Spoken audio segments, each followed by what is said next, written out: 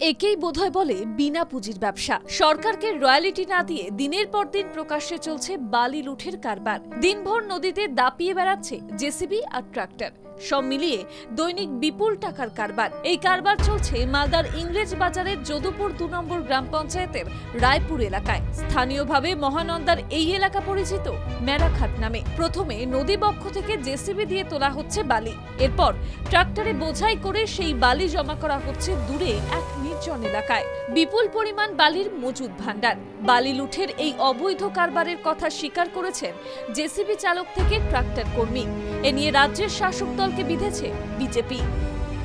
যে দলটা চলছে এই দলের না আছে আদর্শ, না আছে নীতি, না আছে কোনো কিছু, শুধু একটাই আছে, বিনা ইনভেস্টে ব্যবসা করে খাওয়া। স্থানীয়রা বলছেন এই অবাধ বালি লুঠের কারবার দীর্ঘদিন ধরেই চলছে। মাঝে পুলিশ হানা দিয়ে গাড়ি আটক করায় কয়েকদিন বন্ধ ছিল, ফের কারবার শুরু। স্থানীয়দের আরও অভিযোগ, এই অবৈধ কারবারের পিছনে এলাকার পঞ্চায়েত সদস্যের স্বামী শীষ মোহাম্মদের যোগ রয়েছে বলে অভিযোগ। ওই ব্যক্তি এলাকায় পরিচিত জুলুম নামে।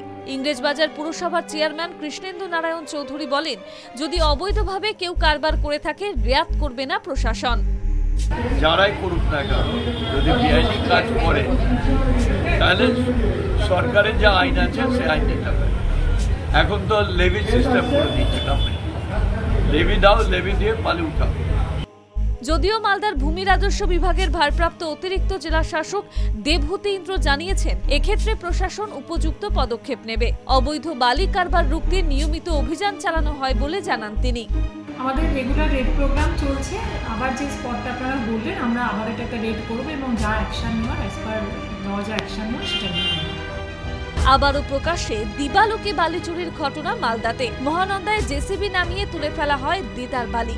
সম্পূর্ণ অবৈধভাবেই চলছে কোটি কোটি টাকার কারবার। বালি মাফিয়াদের দাপটে বিরক্ত স্থানীয়রা। ইতিমধ্যেই নদীবক্ষে তৈরি হয়েছে বিশাল বিশাল গর্ত।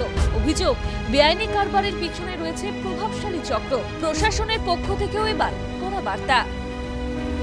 মালদা থেকে অভিষেক দাসের রিপোর্ট, বাংলা জাগো।